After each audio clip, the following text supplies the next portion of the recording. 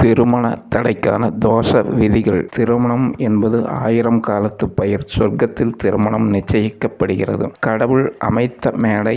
இவருக்கு இவரென்று பிரம்மதேவனால் எழுதப்பட்டது. இப்படி இணைந்த திருமண வாழ்வில் பாதி வெற்றியும் பாதி தோல்வியிலும் மனவேதனையோடு முடிகிறது. இதற்கெல்லாம் காரணம் என்ன? இவற்றை தவிர்க்க முடியுமா? திருமணத்திற்கு முன் பொருத்தம் பார்க்கும் போது நான் கூறும் தோஷ விதிகளை தவிர்த்தாலே இந்த பிரச்சனைகளில் இருந்து மீள முடியும். தோஷம் தரும் கிரக அமைப்புகள். செவ்வாய், சூரியன், சனி, ராகு இவை 4 பிரிவினை கிரகங்கள். இவர்கள் இருக்கும் இடம் பிரிவு தரும். 2ஆம் இடம், 4ஆம் இடம், 7ஆம் இடம், 8ஆம் இடம், 12ஆம் இடம் இவர்கள் இருக்கக்கூடாது.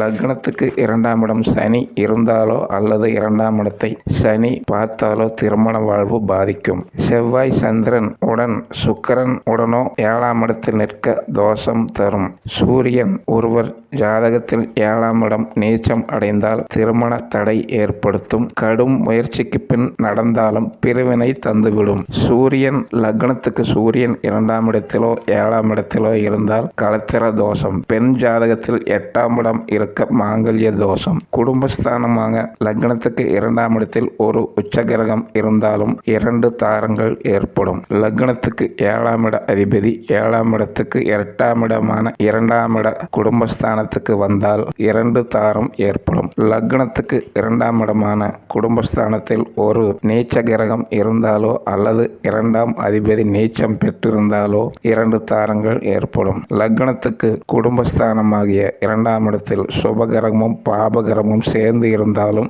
8ஆம் இடத்தில் சுபகிரகம் பாபகிரகம் இணைந்து இருந்தாலும் விதவை ஆகும் நிலை ஏற்படலாம். லக்னத்துக்கு 7ஆம் இடம் ராகு அல்லது சூரியன் இருப்பது களத்திர தோஷம். கணவன் அல்லது மனைவிக்கு பாதிப்பு தரும். சூரியன் 7ஆம் இட அதிபதியுடன் சேர்க்கை களத்திர தோஷம். சூரியன் சுக்கிரன் சேர்க்கை களத்திர தோஷம் தரும். லக்னத்துக்கு 7ஆம் இடம் குரு நீச்சமானால் துஷ்ட களத்திரம். அதாவது பெண் ஜாதகமானால் கணவன் கொடியவனாக இருப்பான். ஆண் ஜாதகமானால் மனைவி கெட்ட குணம் கொண்டவளாக இருப்பார்கள். லக்னத்துக்கு பெண் ஜாதகத்தில் 7ஆம் இடத்தில் சுபகிரகம் கிரக யுத்தத்தில் இருந்தாலும் அல்லது அஸ்தமனத்தில் இருந்தாலும் அந்த பெண்ணுக்கு திருமணம் நடக்காது. அப்படி நடந்தாலும் சில மாதங்களில் விதவையாகி விடுவார். லக்னத்துக்கு 7ஆம் இடத்தில் சந்திரனும் சனியும் சேர்ந்து இருப்பது மோசமான களத்திரத்தை தரும். ஆண் ஜாதகமானால் பெண், பெண் ஜாதகமானால் ஆண். இது நடக்கும். லக்னத்துக்கும் ராசியில் இருந்தும் 3ஆம் இடம் கேது அமர்ந்து இருந்தால் திருமணம் தடை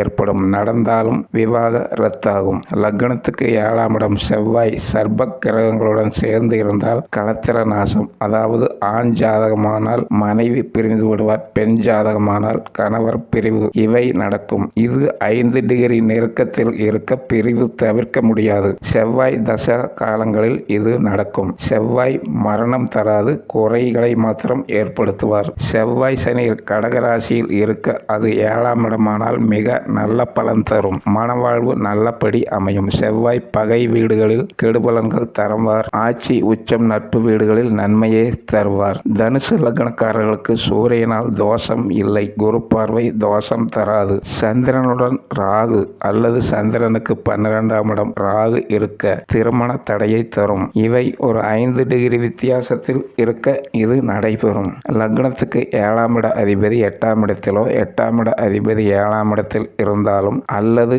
7, 8 கிரகம் பரிவர்த்தனை பெற்றிருந்தாலும் விவாகரத்து கண்டிப்பாக நடக்கும். லக்னாதிபதியும் 7ஆம் இட அதிபதியும் கூடி 6ஆம் இடம் 8ஆம் இடம் 12ஆம் இடத்தில் இருந்தால் அந்த ஜாதகிகளுக்கு திருமணம் நடப்பதே அபூர்வமாக இருக்கும். லக்னத்துக்கு 7ஆம் இடம் செவ்வாய் நீச்ச சுக்கிரன் உடன் சேர்ந்து இருக்க விதவையை மணக்க நேரிடும். லக்னத்துக்கு 8ஆம் இட அதிபதி 7ஆம் இடத்தில் இருந்தால் பிறர் மனைவியை இம்சை தருவார். ஆண் பெண் லக்னம் அல்லது ராசி 6, 8 இடம் வரக்கூடாது. பெண்ணின் ஜாதகத்தில் செவ்வாயும் ஆணின் ஜாதகத்தில் சுக்கிரனும் 6ஆம் இடம் 8ஆம் இடம் வரக்கூடாது. ஆண் ஜாதக செவ்வாயும் பெண் ஜாதக சுக்கிரனும் 6, 8ஆம் இடம் வரக்கூடாது. வந்தால் கணவன் மனைவி பிரிவினை ஆகிவிடும்.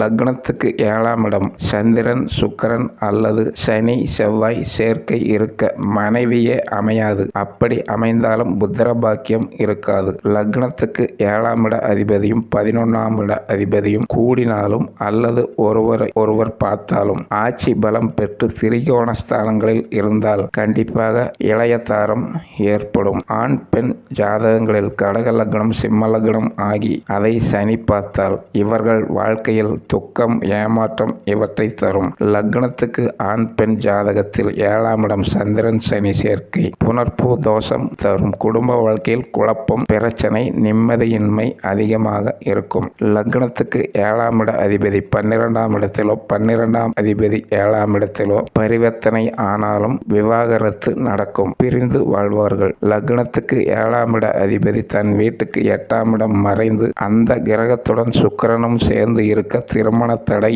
அல்லது தாரதோஷம் உண்டாகும். சூரியனிலிருந்து 43 டிகிரியில் சுக்கிரன் விலகி இருக்க திருமணம் நடக்காது. அதாவது ஒரு ராசி கட்டம் விலகி இடைவெளி இருக்கும். சுக்கிரனோடு சனி இணைந்து எங்கு இருந்தாலும் மனைவி நோயாளி ஆவார். சூரியன் செவ்வாய் 8 பாகைக்குள் இணைந்து 1ஆம் இடம் 7ஆம் இடம் இருந்தால் இளவயதில் விதவை ஆவார். பெண் ஜாதகத்தில் சூரியன் 7ஆம் இடம் இருந்து அது சிம்ம ராசியாக இருந்தால் திருமணம் தோல்வியில் முடியும். லக்னத்துக்கு 5ஆம் இட அதிபதி 7ஆம் இட அதிபதிகளுடன் 6ஆம் இட அதிபதி சம்பந்தப்பட்டால் கோர்ட் வரை சென்று விவாகரத்து நடைபெறும். இந்த ஸ்தானங்களில் செவ்வாயும் கெடுபலம் தரும். அட்டமாதிபதி மாரகாதிபதி பாதகாதிபதி கேந்திராதிபதி தோஷம் பெற்ற கிரகங்கள் இருக்கக்கூடாது. கிரக யுத்தம் வக்கிரம் அஸ்தமனம் போன்ற பாதிப்படைந்த கிரகங்கள் இருக்கக்கூடாது. தோஷம் தரும் கிரக அமைப்புகளும் இந்த ஸ்தானங்களில் இருக்கக்கூடாது. 2ஆம் இடம் என்பது குடும்பஸ்தானம் வாக்குஸ்தானம். இந்த இடத்தில் ஒரு கிரகம் ஆட்சி உச்சம் பெறுவது குடும்பம் 2 ஆகும். அதனால் பொருள் சேர்க்கை தன சேர்க்கை உயரும், அளவில்லாத பொருள்கள் சேரும். ஆனால் களத்திர தோஷம் ஏற்பட்டுவிடும். இங்கு கெட்ட கிரகங்கள் இருக்கும்போது கோபமான வார்த்தைகளும் வாக்குவாதங்கள் ஏற்பட்டு சண்டை ஏற்பட்டு பிரிவினை தந்துவிடும். 4ஆம் இடம் என்பது சுகஸ்தானம். இந்த இடத்தில் பாவக்கிரகங்கள் சேர்க்கை பலம் அதிகமாக இருந்தால் சுகம் கெடும். சுகம் கெட்டுவிட்டால் அவர்களால் இல்லற வாழ்வு சுகம் தராது, அனுபவிக்கவும் முடியாது. எனவே திருமணம் தோல்வி ஏற்படும். இது பெண்களுக்கு கற்பு ஸ்தானம். எனவே கற்பு நிலையில் களங்கம் ஏற்பட வாய்ப்பு உண்டு. அடுத்து 7ஆம் இடம் களத்திர ஸ்தானம். இங்கு பாவகிரக சேர்க்கை ஏற்பட்டால் களத்திர வாழ்வு கெடும். ஆணுக்கு மனைவியும் பெண்ணுக்கு கணவனை குறிக்கும் இடம். இங்கு பாவகிரக சேர்க்கை பார்வை இருக்கக்கூடாது. இதனால் களத்திர வாழ்வு நாசம் தரும். 8ஆம் இடம் என்பது ஆண்களுக்கு ஆயுள் ஸ்தானம், பெண்களுக்கு மாங்கல்ய ஸ்தானம். இங்கு தீய கிரகங்களால் தோஷம் ஏற்பட்டால் ஆயுள் தோஷமும் மாங்கல்ய தோஷமும் ஏற்படும். 12ஆம் இடம் என்பது பஞ்சனையை குறிக்கும் இடம். இங்கு தீய கிரகங்களால் தோஷம் ஏற்பட்டால் படுக்கை சுகம் பாதிக்கும். இதனால் இல்லற வாழ்வில் துன்பம் ஏற்பட்டு பிரிவினை தந்துவிடும். இதற்கெல்லாம் தீர்வுகள் ஏற்பட பரிகாரங்கள் மூலம் இதை தீர்த்து கொள்ளலாம். சுபம்.